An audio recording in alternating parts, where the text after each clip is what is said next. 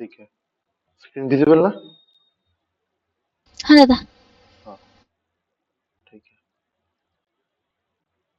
तो आज आज हम लोग पढ़ेंगे कि देख लेते हैं रिकॉर्डिंग।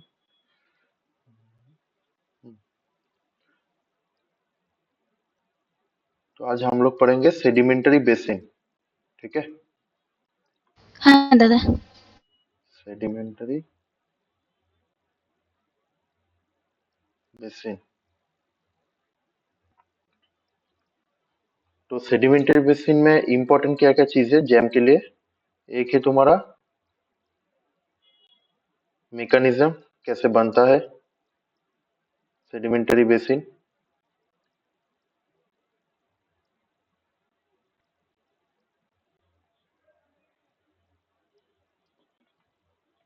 दूसरा है तुम्हारा कौन सा प्लेट टेक्टोनिक्स में किस तरह का सेडिमेंटरी बेसिन मिलता है, प्लेट टेक्टोनिक्स के साथ रिलेशन।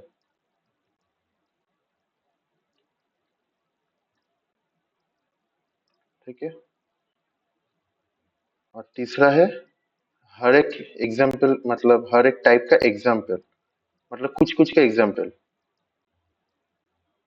एग्जाम्पल भी इम्पोर्टेंट है। ठीक है। तो सेडिमेंटरी बेसिन बेसिकली होता क्या है? अर्चना थोड़ा बोलो कि क्या है सेडिमेंटरी बेसिन। पहला वीडियो में मैं दादा, बोला था थोड़ा। दादा डिप्रेशन होता है जहाँ पर सेडिमेंट जाकर डिपॉजिट होता है, वो वाला। हाँ। हाँ, तो सेडिमेंट जो वेदरिंग के बाद जहाँ पे आके ट्रांसपोर्ट होके एक्युमुलेशन होता है, उधर उसको हम लोग बोलेंगे सेडिमेंटरी बेसिन। ठीक है। Sedimentary basin. हाँ हाँ, दादा। तो एक डिप्रेशन होगा, उसको बोलते हैं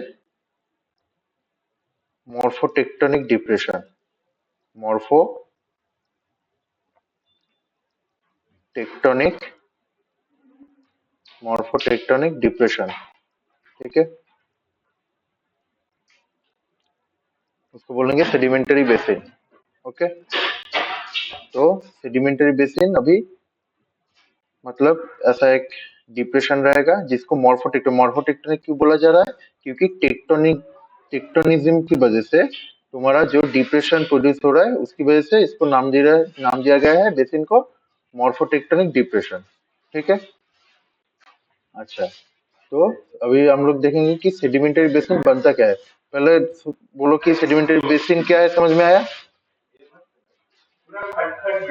हाँ दादा। तो अभी सेडिमेंटरी बेसिन का मैकेनिज्म पढ़ेंगे। ठीक है। तो मैकेनिज्म,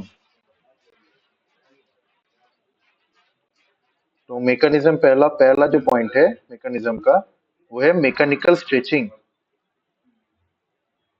मैकेनिकल स्ट्रेचिंग।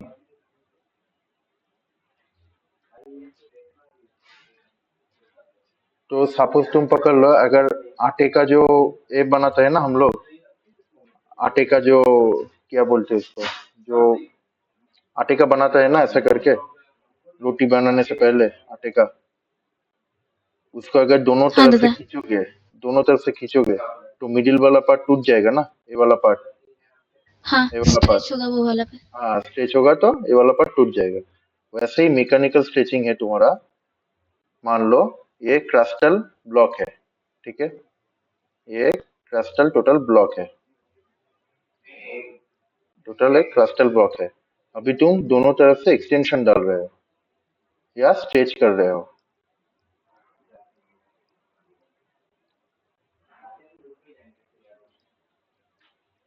स्टिचिंग कर रहे हो। ठीक है, दोनों तरफ से। तो क्या होगा एक टाइम के बाद, ये वाला पोर्शन ऐसा और ये वाला पोर्शन ऐसा दोनों तरफ से डिप्रेस हो जाएगा। मतलब तुम पकड़ लो ये वाला ऊपर वाला पोर्शन को पकड़ो, तो ये कैसा बनाएगा, ये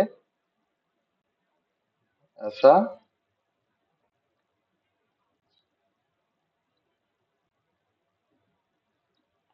ऐसा एक शेप बनाएगा। अभी क्या होगा, इधर से जब सेडिमेंट आएगा तो ये इधर आके एकोमुलेट होगा। ठीक है। तो ये वाला पूरा जो पोर्शन होगा ये एक बेसिन में कन्वर्ट होगा। ठीक है। हाँ तो दादा। मैकेनिकल स्ट्रेचिंग समझ में आ गया। तो मैकेनिकल स्ट्रेचिंग की वजह से तुम्हारा पहला जो बेसिन बनता है, एक पॉइंट हो गया। ओके। दूसरा हाँ होता है दादा। तुम्हारा thermal subsidence. Thermal thermal subsidence. ठीक है। थर्मल सब्सिडेंस में क्या होगा, सपोज एक क्रिस्टल ब्लॉक है, एक क्रिस्टल ब्लॉक है। अभी क्या हो रहा है, इधर से इग्नियस इंट्रूशन हुआ, किसी भी तरीके से इग्नियस इंट्रूशन हुआ। इग्नियस इंट्रूशन मालूम है ना, जैसे कि सील डाइक ये सब। हाँ दादा। हम्म, तो एक इग्नियस इंट्रूशन आया, तो ये वाला पोर्शन तो बहुत ज्यादा हीट हो जाएगा। अभी हीट क्या होगा, दोनों तरफ कॉन्डक्ट होगा। ठीक है, बाई कॉन्डक्शन हीट दोनों तरफ जाएगा। ठीक है, तो ये वाला पार्ट भी गर्म हो जाएगा, ये वाला पार्ट भी गर्म हो जाएगा, क्योंकि कॉन्डक्शन होता है ना हीट का।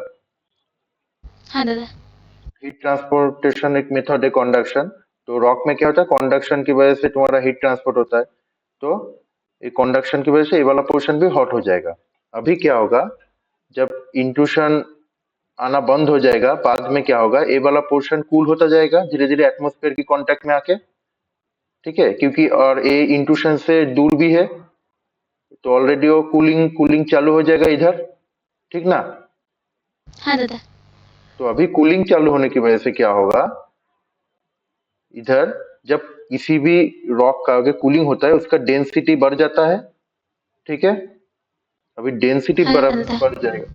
हाँ, डेंसिटी ज्यादा हो जाएगा, तो ए वाला पोर्शन, डेंसिटी ज्यादा मतलब ये नीचे डिप्रेस होता जाएगा या सबसाइड करता जाएगा। ठीक है, सपोज इधर इग्नियस इंट्रूशन आया था, ऐसा करके ये वाला पोर्शन कूलिंग होके, क्योंकि सबसे पहले कूलिंग होगा तो ये ज्यादा डेंसर पोर्शन हो जाएगा, तो डेंस होके क्या होगा, दब जाएगा नीचे, और उसकी वजह से ये बेसिन क्रिएट होगा। ठीक है, तो इसके लिए इसको बोलते हैं हाँ दादा। Thermal subsidence. पहले तो हीट होता है, हीट होने के बाद जब रैपिड कूलिंग होता है एटमॉस्फेयर की कांटेक्ट में आने के बाद, वो कूलिंग की वजह से क्या होगा, उधर डेंसिटी हाई होता जाएगा, और डेंसिटी हाई होगा तो वो नीचे घिसता जाएगा, मतलब नीचे दबते जाएगा। तो नीचे जितना जाएगा वो सबसाइड होता जाएगा, और वो एक बेसिन फॉर्म करेगा। क्लियर, एक प्रोसेस हो गया हाँ दादा। थर्मल हाँ। सब्सिडेंस। अच्छा, अभी तीसरा जो नंबर में है, वो है तुम्हारा लोडिंग। लोडिंग लोडिंग लोडिंग दो टाइप का हो सकता है। ठीक है, एक है तुम्हारा टेक्टोनिक लोडिंग, टेक्टोनिक। एक है तुम्हारा सेडिमेंट लोड। टेक्टोनिक लोडिंग क्या है, मान लो एक सबडक्टिंग प्लेट है। ठीक है, एक सबडक्टिंग प्लेट है।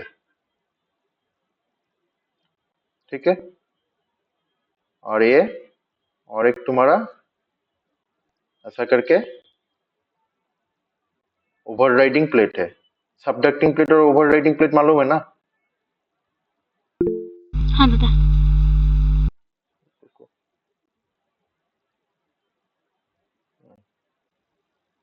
हाँ, तो जो प्लेट नीचे जा रहा है, मतलब कॉन्वर्जेंट प्लेट बाउंड्री में जो प्लेट नीचे जा रहा है उसको बोलते हैं सबडक्टिंग प्लेट, और जो प्लेट ऊपर ऊपर मतलब कोलाइड होकर ऊपर जा रहा है उसको बोलते हैं ओवरराइडिंग प्लेट। ठीक है, इसको ये है तुम्हारा ओवरराइडिंग प्लेट, ओवरराइडिंग प्लेट, और ये है सबडक्टिंग, सबडक्टिंग। ठीक है, अभी क्या होगा, ये जो ओवरराइडिंग प्लेट है, ये इधर प्रेशर क्रिएट करेगा इसके ऊपर। ठीक है, और ये वाला पोर्शन में ये तो ऐसा नहीं रहेगा, ये फर्दर तुम्हारा वेदरिंग होगा इधर। ठीक है, और इधर तुम्हारा जो प्रेशर होता है ना, ये ओवरराइडिंग प्लेट का जो प्रेशर आएगा, इस प्रेशर की वजह से ये वाला जब मैं सर्कल किया, इधर बेसिन क्रिएट होगा। बाद में देखेंगे कॉन्वर्जेंट प्लेट बाउंड्री में कैसे बेसिन बनता है। तो एक मैकेनिज्म है कि टेक्टोनिक लोडिंग, जो टेक्टोनिक प्लेट की लोड की वजह से उधर बेसिन क्रिएट होता है। लोड देने से क्या होता है, किसी जगह लोड देने से वो डिप्रेशन क्रिएट होता है ना, वैसे ही हाँ इधर दादा। तुम्हारा लोड दे रहा है ओवरराइडिंग प्लेट, तो इधर बेसिन क्रिएट होगा। तो इसको बोलते हैं टेक्टोनिक लोडिंग। और सेडिमेंट लोडिंग क्या है, सपोज तुम्हारा एक ऐसा एक प्लेस है, अब इधर क्या हो रहा है, सेडिमेंट जमा होता जा रहा है, कंटिन्यूअसली सेडिमेंट जमा हो रहा है। अभी क्या होगा, ये जितना सेडिमेंट जमा होगा इसमें प्रेशर डालेगा, एक लेयर एक दूसरा लेयर तीसरा लेयर ऐसे करके प्रेशर डालेगा। प्रेशर डालने की वजह से क्या होगा, ये सबसाइड करके ऐसा बेसिन बना देगा। ये है तुम्हारा सेडिमेंट लोड। तो एक हो गया तुम्हारा टेक्टोनिक लोड, एक हो गया सेडिमेंट लोड। क्लियर। हाँ दादा। तो मेनली ये तीनों रीजन है जिसकी वजह से तुम्हारा जो सेडिमेंटरी बेसिन बनता है। क्लियर ना, बेसिन मैकेनिज्म। हाँ दादा। हाँ। ठीक है। अच्छा, अभी हम लोग देखेंगे कि जो सेडिमेंटरी बेसिन है वो टेक्टोनिक की, मैं क्या बोला था, टेक्टोनिक्स के साथ एसोसिएटेड है। तो पहले तुमको टेक्टोनिक जानना होगा, प्लेट टेक्टोनिक्स। प्लेट ईएसएस में पढ़ाऊंगा, जैसे बेसिक आइडिया दे देता हो। एक पहला पहला क्या होता है प्लेट टेक्टोनिक्स में, कौन सा मार्जिन? कॉन्वर्जिंग। कॉन्वर्जेंट। कॉन्वर्जेंट में क्या होता है? दो प्लेट एक मतलब हम्म बोथ मतलब अपोजिट डायरेक्शन में आके टक्कर खाते हैं, वो वाला ऑपोजिट ना, same direction. Convergent. Same direction ना। हाँ दादा, सेम डायरेक्शन। हाँ। हाँ, टक्कर कैसे खाएगा, जब आमने सामने आएगा तभी तो टक्कर खाएगा ना।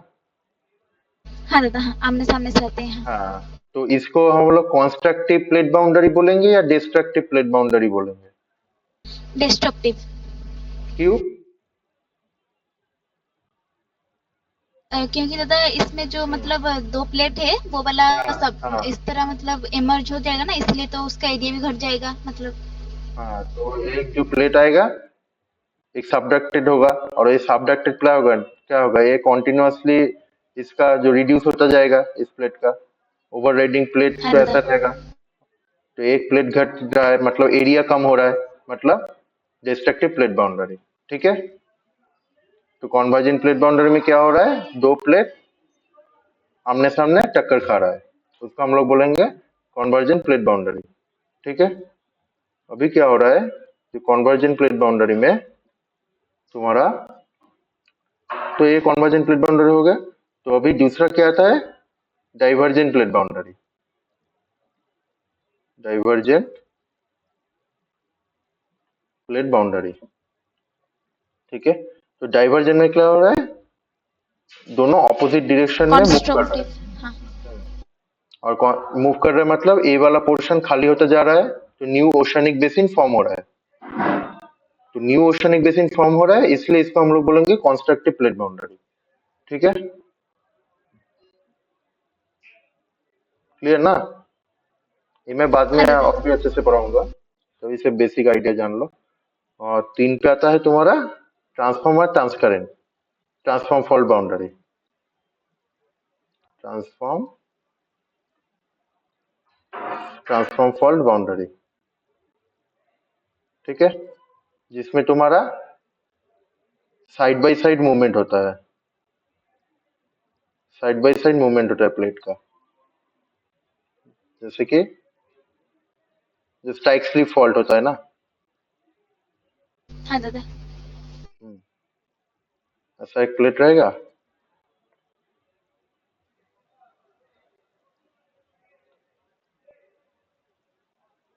और ऐसा एक प्लेट रहेगा। तो ये इधर जा रहा है, ये इधर जा रहा है, तो इसको हम लोग बोल रहे हैं ट्रांसफॉर्म फॉल्ट बाउंड्री। इधर तुम्हारा नाइडर कंस्ट्रक्शन नॉट डिस्ट्रक्शन। ठीक है। इधर हाँ सिर्फ दादा। साइड बाय साइड मूवमेंट हो रहा है और कुछ नहीं। ठीक है, ये तुम्हारा बेसिक जो प्लेट टेक्टोनिक्स है। अभी इसके ऊपर डिपेंड होके डिफाइंड बेसिन फॉर्म हो रहा है। तो तुम्हारा काम क्या होगा, फॉर्मेशन से भी ज्यादा इंपॉर्टेंट है जैम में तुम्हारा क्या का एग्जाम्पल है। ठीक है, डाइवर्जेंट प्लेट बाउंड्री में कितने एग्जाम्पल है तुम्हारा, तुम्हारा ऐसे दे देगा कि इन चार ऑप्शन दे देगा बेसिन का, तो ये इसमें ये चारों में से कौन सा तुम्हारा दे देगा कि तुम्हारा डाइवर्जेंट प्लेट बाउंड्री में मिलता है। ऐसा एक क्वेश्चन हो सकता है। दूसरा क्वेश्चन हो सकता है तुम्हारा चार एग्जाम्पल दे देगा, उसमें से बोलेगा कौन सा तुम्हारा ये डाइवर्जेंट प्लेट बाउंड्री में, मतलब एग्जाम्पल एग्जाम्पल का मतलब एरिया का एग्जाम्पल, मतलब सपोज रेड सी हो गया, बे ऑफ बंगाल हो गया, मतलब बेसिन का जो एग्जाम्पल है वो एग्जाम्पल देके बोलेगा ये किस टाइप का तुम्हारा बेसिन है। ये दो टाइप का क्वेश्चन हो सकता है इधर से। तो पहले हम लोग देखेंगे divergent plate boundary. Divergent plate boundary. अच्छा, मैं बेसिन मैकेनिज्म में, बेसिन जो फॉर्मेशन का जो मैकेनिज्म बोला उधर क्या क्या मैकेनिज्म बोला, तीन। दादा ये जो डिस्ट्रक्टिव कंस्ट्रक्टिव ना ना ना ना ना, ये जो वाला बेसिन बेसिन बेसिन फॉर्मेशन का कन्वर्जन जो डाइवर्जन मैकेनिज्म, ट्रांस ना ना ना, बेसिन वो वाला फॉर्मेशन का जो वो है मैकेनिज्म बोला। स्ट्रेचिंग एक हाँ थर्मल मैकेनिकल स्ट्रेचिंग थर्मल हाँ सब्सटेंस एंड लोडिंग हाँ लोडिंग का दो है हाँ टेक्टोनिक एंड सेडिमेंट्री बेसिन वाला। हाँ। तो तुम थोड़ा ब्रेन लगा के बोलो कि ये डाइवर्जेंट प्लेट बाउंड्री में कौन सा मैकेनिज्म अप्लाई होता है।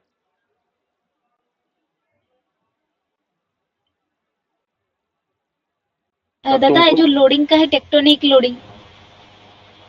ना, डाइवर्जेंट में कैसे होगा, वो तो एक प्लेट दूसरी के ऊपर आ रहा है, सॉरी कोलाइड दादा हो रहा है सॉरी ना। वो मैं कन्वर्जेंट बोल रही थी सॉरी। ये जो हाँ, थर्मल सब्सिडेंस है। थर्मल सब्सिडेंस सब में मिल सकता है। और थर्मल सब्सिडेंस तुम्हारा इंटरक्रेटोनिक, मतलब क्रेटोन के अंदर अगर कोई बेसिन क्रिएट होगा तब होगा। इसमें जो होगा मैकेनिकल स्ट्रेचिंग, दो प्लेट दोनों तरफ जा रहा है ना, उधर भी तो एक्सटेंशन ही हो रहा है हाँ दादा। दोनों प्लेट का। हाँ हाँ। तो एक्सटेंशन ही हो रहा है ना, तो एक्सटेंशन का मतलब ही तो स्ट्रेचिंग होता है। ठीक है, तो डाइवर्जेंट प्लेट बाउंड्री मेन दादा ये मैकेनिज्म। थर्मल थर्मल सब्सिडेंस नहीं हो सकता है क्या मतलब यहाँ पर भी प्लेट थर्मल थोड़ा सब, उसका देखो डेंसिटी देखो कम देखो होके। देखो देखो, मैं जब इंट्राकेटोनिक पढ़ाऊंगा, इंट्राकेटोनिक जो बेसिन होता है उधर मैं समझा दूंगा थर्मल वाला। ठीक है। हम्म। हाँ दादा। तो plate boundary, divergent plate boundary main जो मैकेनिज्म है वो है तुम्हारा मैकेनिकल स्ट्रेचिंग। पहला बात तो ये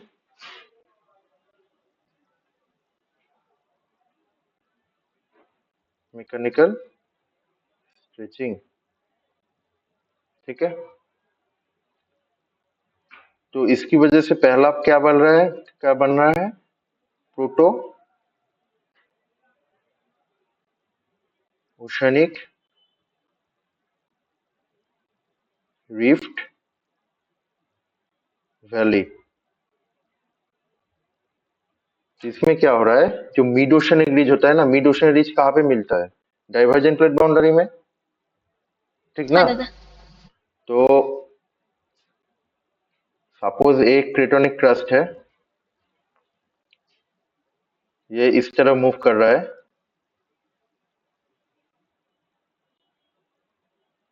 और ये दूसरा क्रेटोनिक क्रस्ट है, ये पहला क्रेटोनिक, ये दूसरा, ये दोनों ऐसा मूव कर रहा है। अभी क्या हो रहा है, ए वाला पोर्शन में क्या होगा, ए वाला पोर्शन में ऐसा करते हुए बेसिन क्रिएट होगा, ऐसा करते हुए बेसिन क्रिएट होगा। और ये पूरा तुम्हारा न्यू ओशन बेसिन होगा। ठीक है, पूरा यंगर रॉक से बना होगा, क्योंकि इधर ही तो तुम्हारा मेनली मिड ओशन रिज बन रहा है ना। तो इधर तुम्हारा जो मैग्मेटिक इंट्रूशन हो रहा है उसकी वजह से तो ये जो रॉक नया जो ओशन बेसिन ये बन रहा है। इधर से जो मेंटल मेंटल जो मैग्मा है वो तो इधर से आ रहा है। ठीक ना। हाँ दादा। तो इधर स्ट्रेच हो रहा है और इधर गैप हो रहा है, तो ये गैप में क्या होगा, न्यू ओशनिक रॉक रहेगा। तो इसलिए इसको हम लोग प्रोटो ओशनिक मतलब ओशन बेसिन फॉर्म होने से पहले जो वैली था, वैली मतलब जो बेसिन। ठीक है, तो इसलिए इसको प्रोटो ओशनिक रिफ्ट वैली भी बोलते हैं, या वैली या बेसिन कुछ भी बोलो, एक एक बुक में एक एक टर्म लिखा जाता है। तो प्रोटो ओशनिक रिफ्ट वैली और बेसिन, ये कैसे बन रहा है? जो मिड ओशन रीज में तुम्हारा जो जब एक्सटेंशन हो रहा है, एक्सटेंशन की वजह से जो न्यू ओशनिक क्रस्ट फॉर्म हो रहा है, उसमें जो वैली निकल के आ रहा है, ओशन बनने से पहले जो वैली बन रहा है, उसको हम लोग बोलेंगे proto oceanic rift valley basin, rift valley. ठीक है, क्लियर? हाँ दादा। और दूसरा है तुम्हारा, ये तुम्हारा ओशन पार्ट हो गया। अभी जो टेरेस्ट्रियल पार्ट में क्या होगा? दूसरा पार्ट है terrestrial rift valley basin, rift valley, terrestrial